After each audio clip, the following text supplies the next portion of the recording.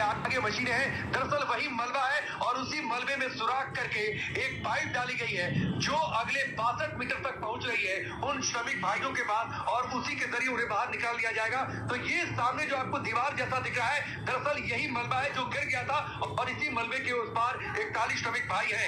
मुख्यमंत्री पुष्कर सिंह धामी यहाँ पर है, खास तौर पर भोजन भी तैयार करवाया जा रहा है। पूरे इस घटनाक्रम ऑपरेशन पर मुख्यमंत्री धामी की नजर है, एक रिपोर्ट दिखाते हैं। ठीक मेरे पीछे जो आप ये ट्रक देख पा रही हैं, ये बताया जा रहा है कि वो आखिरी पाइप्स होंगे जो वहां पर अंदर लेकर जाए जाएंगे, जो वहां उस रबल के जरिए अंदर भेजे जाने हैं। तो ये आखिरी कुछ घंटे जो हैं वो बहुत ज्यादा इंपॉर्टेंट है, बहुत ज्यादा क्रूशियल है।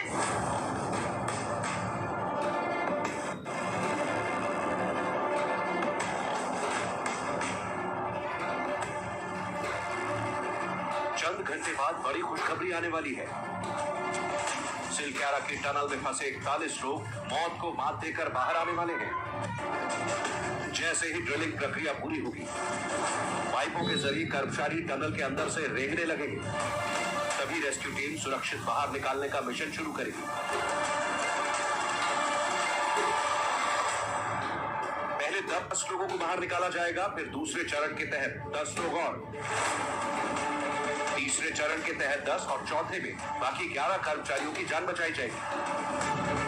सबसे ज्यादा उम्मीदें ऑगर मशीन पर टिकी हैं, क्योंकि अगर ये काम करती रही और वाइब्रेशन से टनल के हिस्से को नुकसान नहीं पहुंचा तो ड्रिलिंग में रुकावटें नहीं आएंगी। एनडीआरएफ की टीम भी इस सिचुएशन के लिए पूरी तरह तैयार है। एनडीआरएफ के जवान किस तरीके से हर परिस्थिति के लिए तैयार है, मैंने पहले बताया कि ये पूरा रूट जो टनल का जो मुख्य द्वार है, यहाँ पर किस तरीके से रास्ते को साफ किया गया है।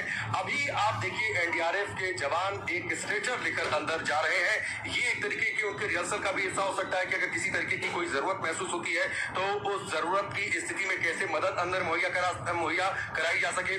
आप ये प्रवेश द्वार पर देखिए जो बैरिकेडिंग है, वहां पर जो है पहले से ही 3 पाइपों को तैयार करके रखा गया है। लेकिन हरिंदर पहले जरा फोकस करिएगा, एनडीआरएफ के 3 से 4 जवान आपको टनल के प्रवेश द्वार पर दिखाई दे रहे हैं। उनके हाथ में स्ट्रेचर है, रस्सी है। ये संभवतः उनकी प्रैक्टिस ड्रिल का एक हिस्सा हो सकता है। रेस्क्यू ऑपरेशन के लिए 5 प्लान फाइनल किए गए थे, जिसमें से 2 ऐसे हैं जहां बहुत बड़ी सफलता हाथ लगी। पहला प्लान सिलक्यारा छोर से है, जहां रात 12:45 पर ऑगर मशीन स्टार्ट की गई और अलग अलग साइज के पाइप को सुरंग के अंदर फिट करना शुरू किया गया। इसके बाद हर एक घंटे में 2 मीटर पाइप को अंदर पहुंचाया गया। उम्मीद यही है कि जल्द ही 62 मीटर की गहराई तक पाइप पहुंचेगा। हमें टास्क था जो 1150 मीटर का पैड बनाने के बाद जो हमें ड्रिलिंग पैड देना था, तो वो हमने वहाँ पे 2 ऑप्शंस हैं, वहाँ पे 2 लोकेशंस हैं जहाँ पे ड्रिलिंग होनी है। तो वहाँ के लिए एक के लिए लोकेशन पे साइट पे आपकी मशीनरी पहुँच चुकी है। जिस दूसरे प्लान पर बुधवार को तेजी दिखी वो बड़कोट की तरफ है, यानी टनल का दूसरा छोर। बड़कोट की तरफ ड्रिलिंग स्टार्ट हो गई है। कर्मचारियों तक पहुंचने के लिए इस प्लान के तहत 450 मीटर खुदाई कर दी है। शुरुआती 12 मीटर की ड्रिलिंग कुछ घंटे में ही हो गई। हालांकि माना जा रहा है कि इस प्लान को सफल करने में 7 से 8 दिन का समय लग सकता है। इसके लिए ODX फॉर्मूले को भी एक्टिव किया गया है। अगर जरूरत होती है तो साथ में वो वर्टिकल ड्रिलिंग जो है वो बहुत ज्यादा कारगर साबित होगी। तस्वीरें जरा आपको हम दिखाते हैं। वो वर्टिकल ड्रिलिंग जो इस चोटी के ठीक ऊपर से एक ऐसा पॉइंट यहाँ पर सर्वे टीम की ओर से बनाया गया था, इसके बिल्कुल अंत में हमने आपको तस्वीरें यहाँ पर जो है वो दिखाई, जहाँ पर एक कील जो है उसको गाड़ा गया था। वहां से जो दूरी है वो करीब 83 मीटर की रह जाती है।